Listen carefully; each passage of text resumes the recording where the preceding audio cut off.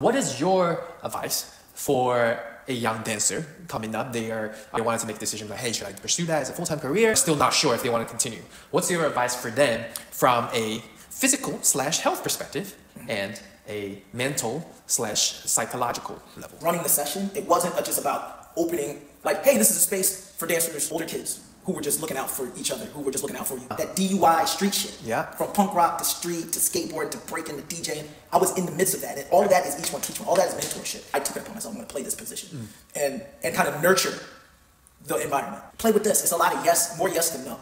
And if there is no, the no is be on beat. A lot of times, the shit that I thought was corny becomes their style. They own it. This is how we do things, and we're not going to change this at all. God damn it, I talked to Janet and finance, and we're not switching over. We're not switching to this digital processing. Sound Factory bar and get educated, because I super lucky because a lot of everybody was still in the club at the same time. You could still see, and this is Brian and Shanna's active. They ain't teaching like that. They active. You got your age, and then you got your time dancing. But then in that area, what is your time in that area? Yeah. But Terry's logged in way more New York dance hours. So, and it shows in his movement. The dance is a part of the DNA of the city, which is I call it the New York shit, because they're all tied together. They're all the breaking and rocking to New York boogie, the house. That shit is intertwined, bro. I think, as a dancer that's been in the industry, in theater space, in the college, environment, as well as studios, and work with a lot of different dancers and whatnot, and being on TV shows, movies.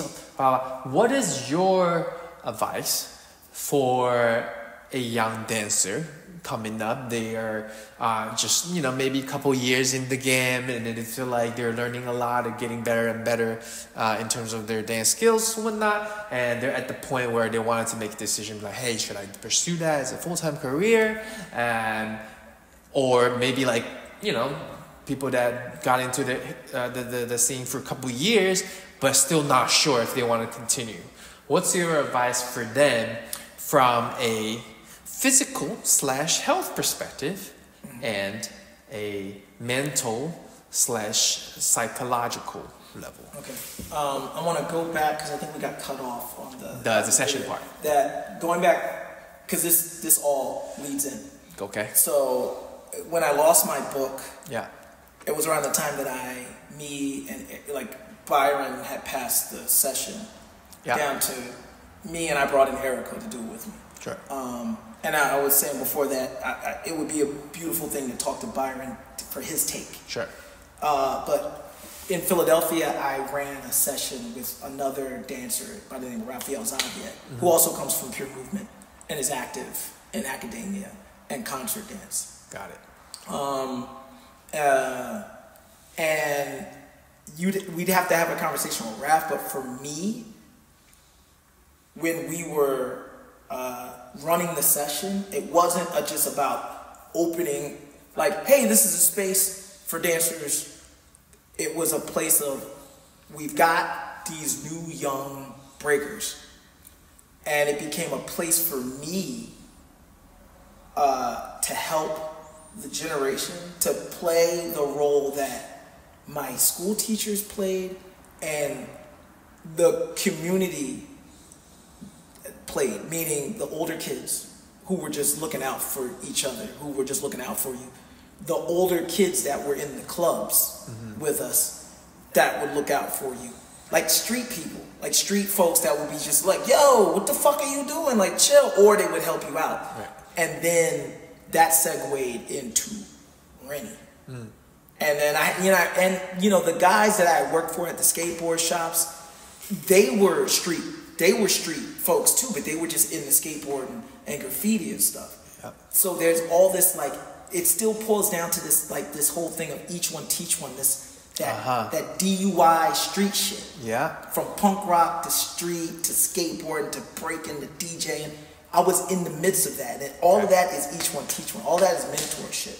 So in the same way we were talking, the guidelines, it's motherfucking university status learning. It's just that you have to get that segue of how do they speak to one another.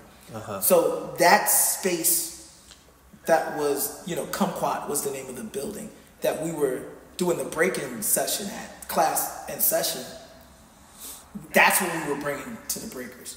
And that helped really because there was always a breaking scene in every city, but that helped re-energize it. That's, in my opinion. So I had experience with that. But I was always I was going back and forth to New York because I was learning house and breaking at the same time in the early 90s. I was learning both in New York. So now that I'm in New York, I get the session. Now I'm doing that. Now I'm not just hanging out in the session figuring my shit out. Now I know from my experience with the session in Philly that this is the position I'm going to play. I took it upon myself. I'm going to play this position and kind of nurture the environment. Not just open up the dance space, but nurture it. It's not a lot of you should do this, you should do that. It's kind of what the older kids did to us when we were at the club. Yo, that's dope. Keep doing that. Play with this. It's a lot of yes, more yes than no. And if there is no, the no is be on beat. There's not no like, yo, that shit is whack. That shit is. And there is some style shit. Like but what I've learned by being in that space, a lot of times the shit that I thought was corny becomes their style. They own it. So I learned to shut the fuck up when I saw. It's true. Like, I sorry to interrupt. No, please. I would say that cricket has been such a great teacher / mentor / just like a community figure for a lot of younger dancers, especially in the house scene.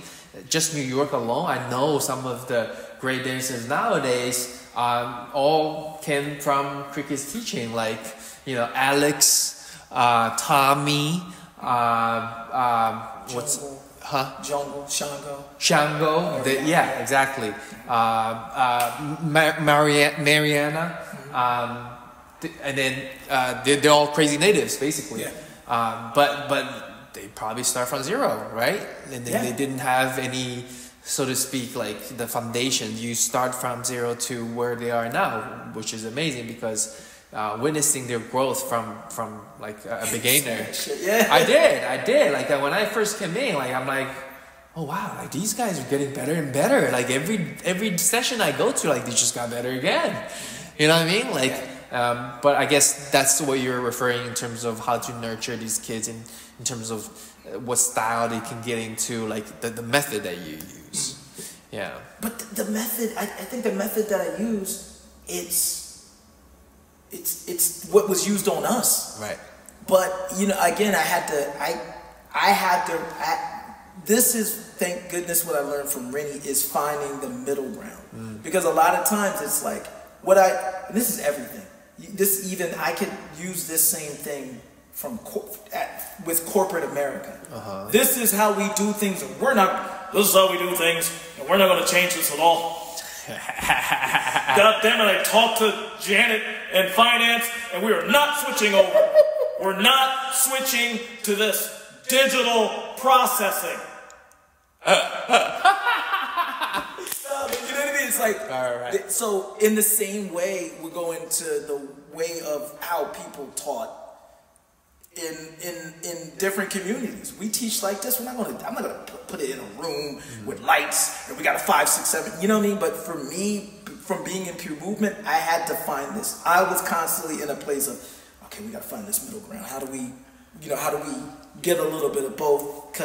Because timeline-wise, New York, the New York of, I can only imagine what the New York of the 80s was like. New York in the 90s, I felt like I was late. I got there and it was like, I'm hearing all these stories that only happened like 2 years before I got there. I'm like, God damn, I missed the bus. It's true too, because so many things happen. Golden era. You can't argue with that because it's the best time. And I was late. And I caught this era. And from this era to this era, it's still like, it's different. So the way that I learned and the way that they had to learn, I felt bad for them because I could come into Sound Factory Bar and get educated because I super lucky because a lot of everybody was still in the club at the same time. When I got there, you could see Bravo, you could see Archie, you could see their generation, you could see a little bit of the generation before them. You could still see, and this is Brian and Shanna's active. They ain't teaching like that. They active. Like how, you know how like when you go to the club and you see them dudes is active, like, yo, so-and-so and they're getting off. Like me and Terry and Mike and Tone Bones, we'd be downstairs. There was a downstairs room, and we're watching Shannon and Brian going back and forth. We're like, they're just stalking. We're like, what the fuck? Because they, you know what I mean? We're just like, oh my God. We're the little kids. We're like not the little kids, but we're like oh my God, what are they doing? Are they much older? Not really. They're about the same age, but then like they're a little bit older, but so you got now. So this is how you got to look at it. I'm older than Terry, but Terry's older. Like his club age is above mine. Like danced for a much longer time. His club age. Like his New York club age. Yeah. Like he's so older. is Brian. So is but they're older than me. So meaning that like there's people who are probably that could be younger. Yeah. Like you got your age, and then you got your time dancing. But then in that area, what is your time in that area? Yeah. Because I've been dancing. Like I think I might have been even dancing before Terry. But Terry's logged in way more New York dance hours than me. Yeah. So, and it shows in his movement.